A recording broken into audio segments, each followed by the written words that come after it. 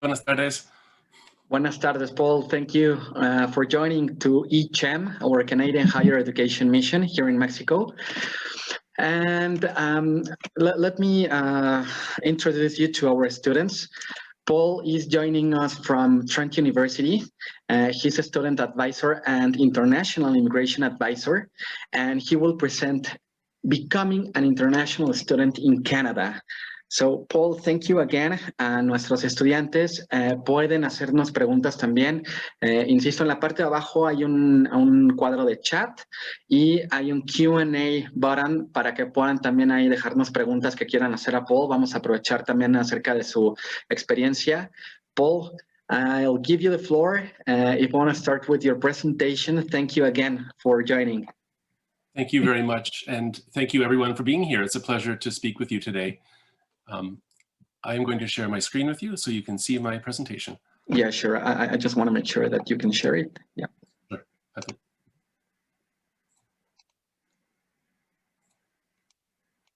There you go. We can see your screen now. Thank you. Wonderful.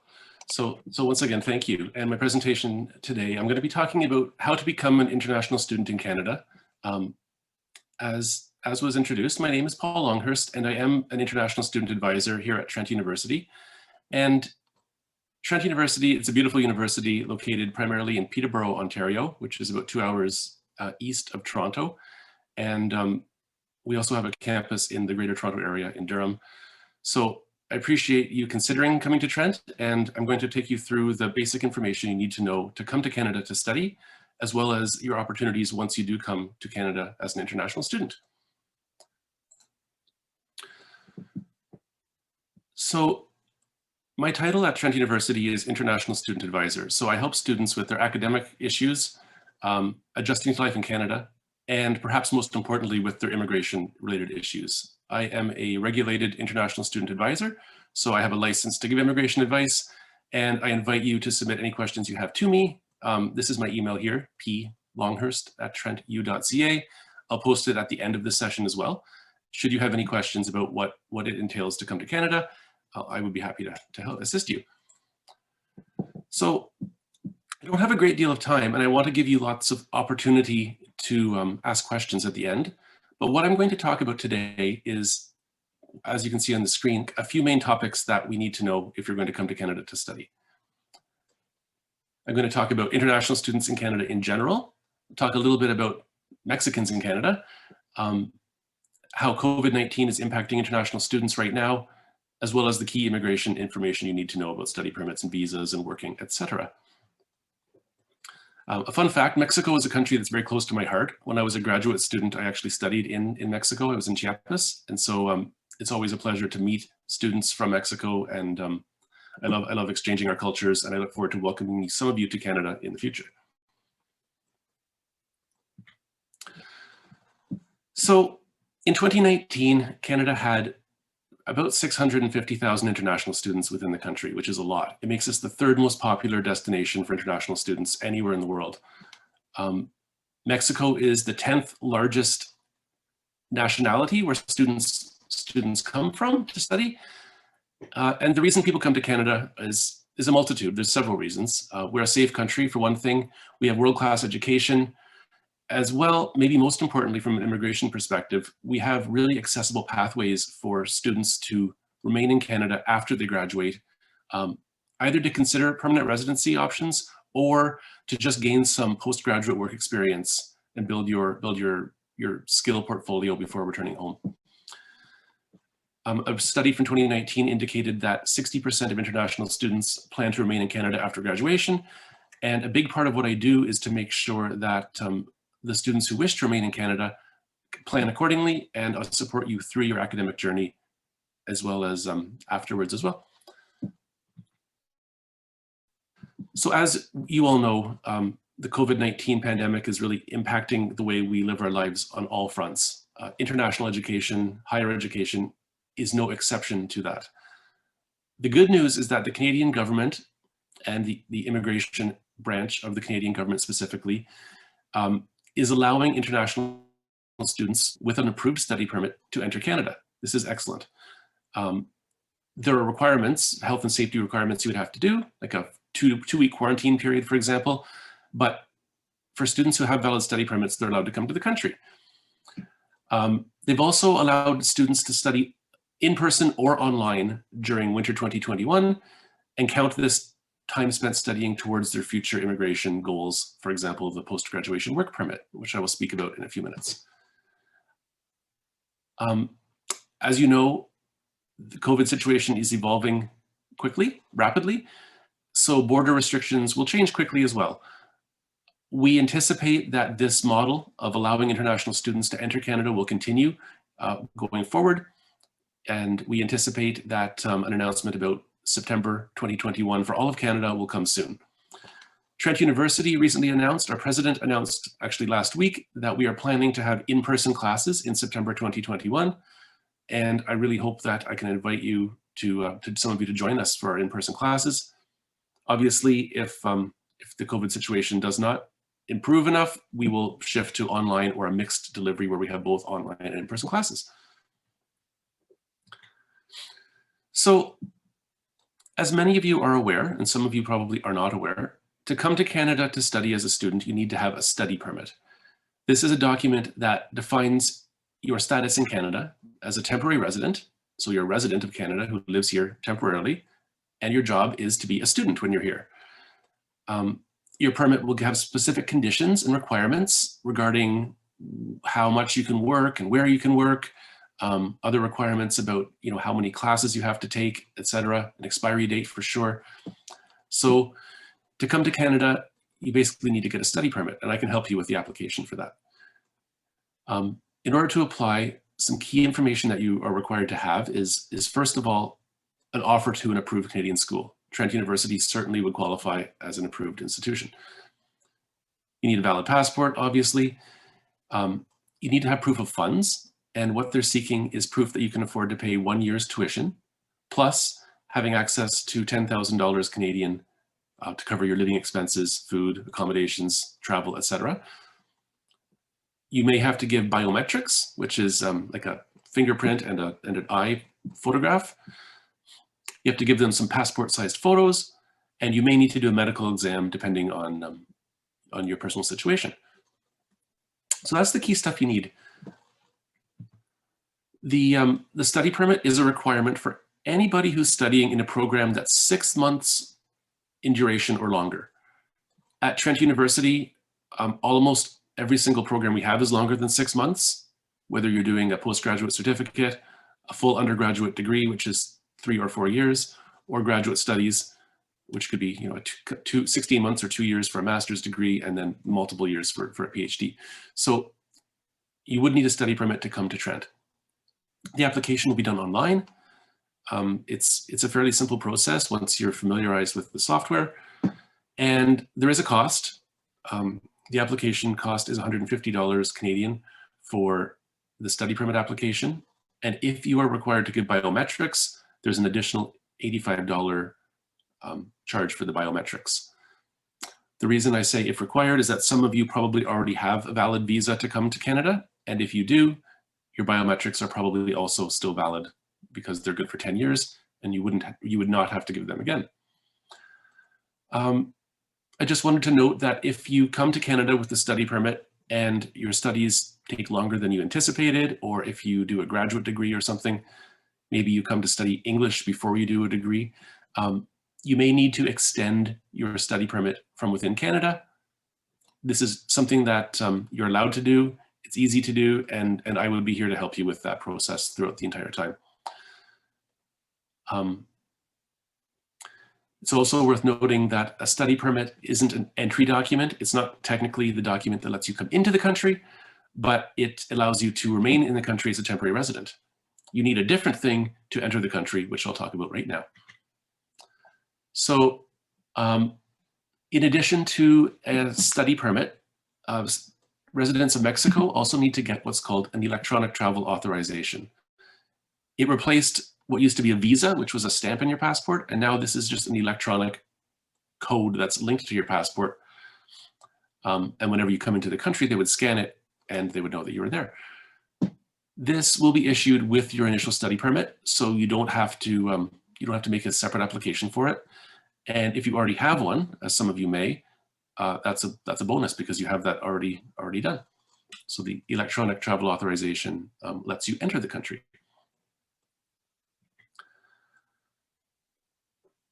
Many international students have questions about working when they're traveling and where they're living abroad. Obviously, making a little bit of extra money is helpful to cover your expenses, but also gaining international work experience as a student is really, really key to making connections, to building your resume, and to preparing you for your graduation and beyond.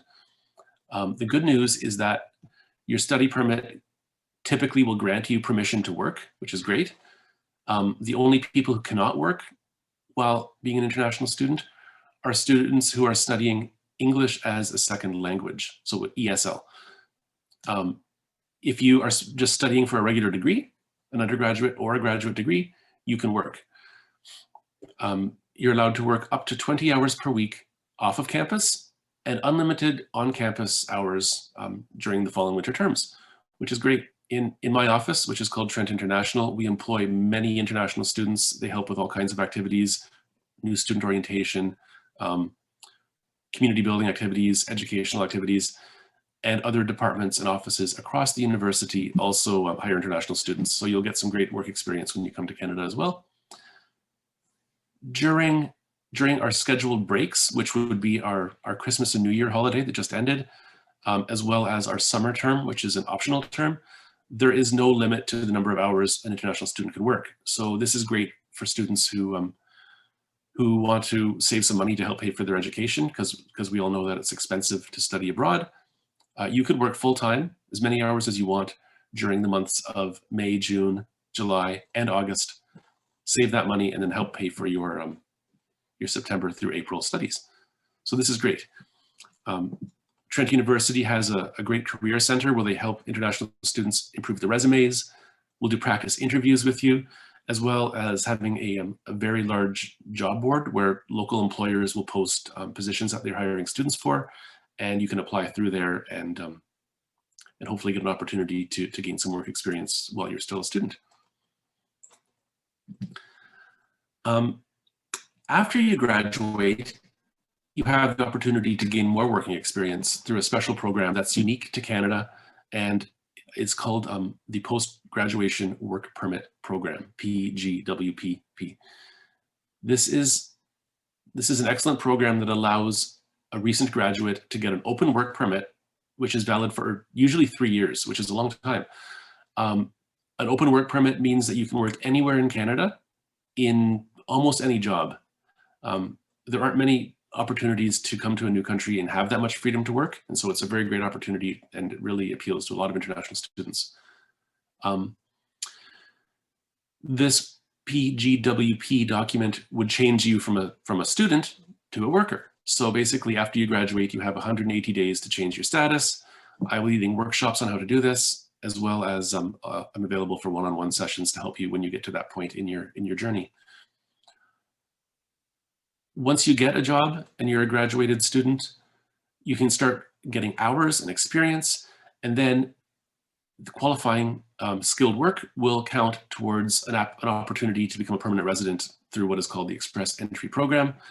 I'm not going to go into that in great detail. However, I will just say that it's one of the most direct paths for anyone born outside of Canada to come and stay in Canada. So it's a great opportunity if you're interested in maybe becoming a permanent resident in the future. Even if you're not interested in doing that, gaining the work experience with this work permit is an excellent way to just make some opportunities in the professional world, get some references, and take those skills and knowledge back home with you after. A lot of students have questions about studying online because right now, during COVID, much of what we're doing is like we're doing now, lectures on Zoom, workshops, labs that are mediated by technology. And we live in a great world where we can do this. But Trent University is primarily an in-person university. We want our community to be face-to-face. We want professors to meet students face-to-face and students to meet each other. So consequently, we do not offer fully online degrees. We have many classes online. Every term we offer many. Right now we offer almost all of them online. But as I said, we are planning to be back in person and running as we were pre-pandemic in fall of 2021. That said, if you do study online or start your studies online, immigration law and policy lets you study up to half of your degree online and remain eligible for a post-graduation work permit. So this is a nice opportunity for us if the pandemic situation continues, or if you just want to take some online courses at some point during your degree. So this is a very good thing. I hope that gave you a bit of an overview of how the linear path towards becoming a student in Canada and then maybe beyond, staying as a worker, works. I know you have many questions and many of you are just thinking about this now, but as I said at the start, I remain available to help you understand what these options are. And once you're admitted, once you get an offer letter to a university, the process of applying for the study permit is fairly straightforward and linear. I will have workshops on this throughout the coming months, and I encourage you to come to Canada. It's a great opportunity to study abroad. It's a wonderful country. Canadians love meeting newcomers, and we'll welcome you into our home with open arms. So thank you for joining me today. I have a few minutes to answer some questions if anyone has any, and I'm going to stop sharing my screen so that my video adjusts. Thank you. So if any of you have questions, I invite you to post them in the chat, the Q&A. Yes, Paul, thank you so much for this information. I know that most of our students are interested in how to get there, right? In specific with this pandemic issue that we have all around the world, they are asking several questions. So Alejandro Alex, thank you for asking. He's asking, his question is, when would be the next intake? September 2021? Yes, there will be an intake in May as well for our summer term. So May would be an option, but our main term is September 2021. Yes. Okay, thank you. So Alejandro, if you would like further information, you can get in contact with us. We will have our contact information as well as Paul. Contact information. So if you want to be more specific, you can put that question here in the chat or in the Q&A section. Okay. So next question. Is it sure that Trent University will open by next September? What's your website? We will put the website right here in the chat, so you can have that information here. And I think you mean that if you will be able to be to have class in presence, right? Oh, yeah. Yes, we're planning to have in-person classes in September. We are having some in-person classes now, and we plan to have all of our classes back in person in September. So yes. Perfect. Again, if you are planning to apply to Trent University, we have Paul here. We will have his contact information to be shared with you. And he's available to have one-on-one sessions, just in case you want to have further information. Next question. So that means that we will have 2 terms a year to work, right? So you will be able to work all year, actually. During the summer term, which is those 4 months, May, June, July, and August, you can work full-time. The rest of the year, basically 20 hours per week is your limit. That will be half time, right? Yeah. Because full-time would be 40 hours a week. Yes. Okay, perfect. Okay. And thank you, Fernanda, for your question. She is asking, how difficult is to get a job in the area I will be studying? Well, many of our programs have opportunities to gain some work experience in your field, maybe through a co-op or an internship. So maybe in your 3rd or 4th year, you would work for a business in the area that you are studying. Additionally, many students find jobs locally on their own that are in their field. So I would say it's always difficult to find a good job, but it's not more difficult here than anywhere else. And we're happy to help you to be as employable as possible. Okay, thank you. And yes, the co-op option is a very common thing in Canada. In Trent, again, Paul will be willing to help us if we are interested in applying to Trent University. Okay. Is there any other question that you would like to ask Paul? Let me go to the chat and see if we have questions there. Thank you, G. G is sharing with us Trent University's website right in the chat. And hi, Paul. Hi, Roberto. This is Debbie from Team Up. I would like to share some information with you, well, with the students, because although here in Mexico the offices are closed, the Canadian officers are closed. We have some immigrant help to the students, so they can go and do their biometrics maybe in the United States. So if you want to go and join Trent in September, because May is too close already, if you want to go there and join Trent in September, it's you are in time, and we can help you with that. So that's good news. thank you. Yeah, because we were having a lot of questions about that, because the students know that the embassy is closed and all that stuff, and we know why, because Canadian people are taking care of themselves, and we know why, because in Mexico is not, the scenario is not that good. But we have we've been searching, and now we have some ideas and some help for the students who wants to go to study in September. So that's wonderful. Yes, I know that the visa offices are closed in Mexico. I spoke with some colleagues in the Immigration Department of Canada. They want to have them reopened as soon as possible, and they will, but it just takes, everything's slow right now. Yeah, I know, but the good news is that we have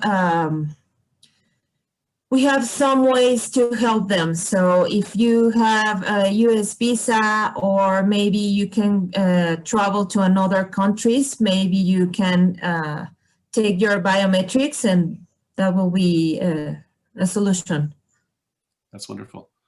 Exactly. And for those of you who have already have an ETA to come to Canada, you may have already given biometrics recently, so that could be a good opportunity too.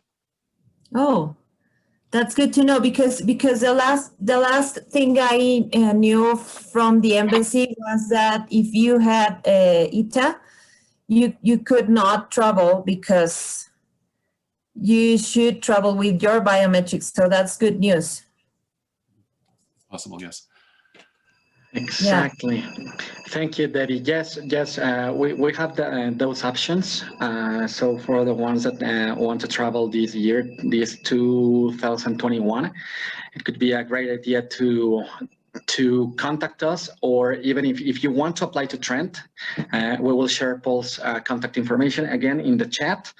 Juan Pablo Venegas, he's asking, September is the winter term, right? Yeah. Actually, January is what we call the winter term. September is the fall term or the autumn term. Thank you for the clarification. Yes, okay. You're very welcome, Juan Pablo. Okay. Do we have any other questions? No, not now. Not now. Okay. Well, I would like to thank you, Paul, for joining again this to CHEM, the last phase of this 2020 session. So it was very valuable information, the one that you provided us with. And thank you all the participant students that joined this session as well. No, I don't think. We will have the next poll. I am going to launch it now. Muchas gracias. Thank you, everyone. Thank you, Paul. Thank you for joining, and please have a great day. You too. Hasta luego. Thank you. Hasta luego.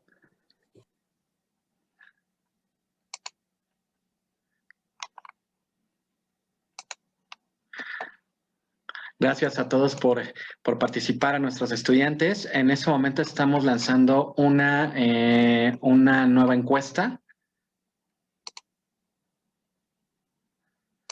para que nos ayuden a contestar si estarían interesados en asistir a clases demo de diferentes instituciones y cuál es su área de interés. Si no participaron en la sesión pasada, pues les pedimos que por favor nos ayuden a contestar esto, porque de esta forma nosotros podemos conocer un poquito más acerca de ustedes y poder definir temas para siguientes sesiones con ustedes.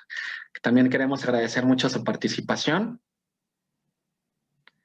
Y a las 5 de la tarde vamos a tener la última sesión del día. El día de mañana tenemos los mismos horarios a las 11 de la mañana, a las 3 y a las 5 para que puedan unirse a estas sesiones informativas con nuestras universidades invitadas.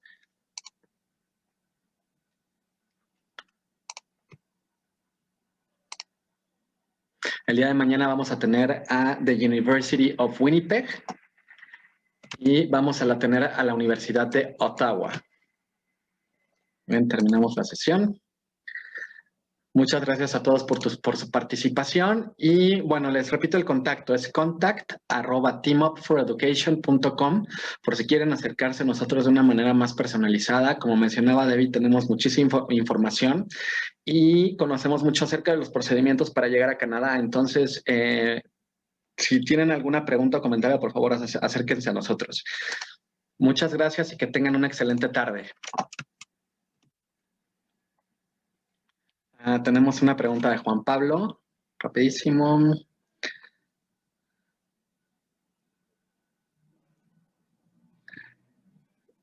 Gracias, Juan Pablo. La U of T, ¿cuál es esa?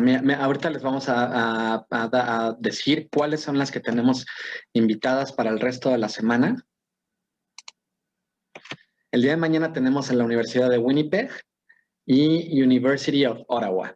El 20 de enero, miércoles, tenemos a Memorial University y tenemos a Fraser International College at Simon Fraser University. Tenemos también al International College of Manitoba at University of Manitoba. Y tenemos a Ryerson University International College at Ryerson University. Entonces, el día de mañana tenemos 4 instituciones invitadas. El jueves tenemos Algonquin College, es una opción de college en Canadá. Y tenemos a St. Mary's University. El último día tenemos a la Universidad de Windsor y también tenemos como invitada especial a la Embajada de Canadá, la Oficina de Educación Internacional. Nos va a dar una plática más general acerca de también justo estas opciones que tenemos de ir a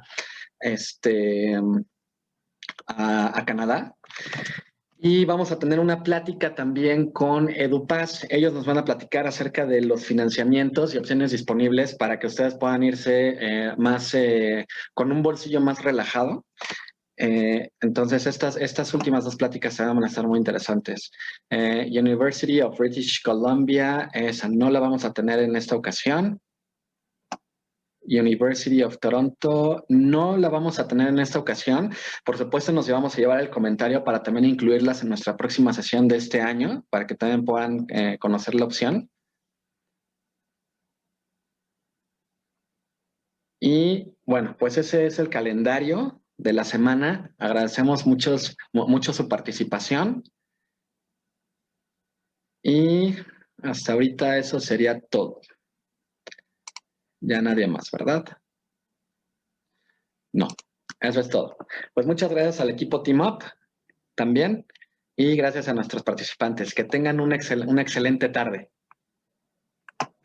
Hasta luego.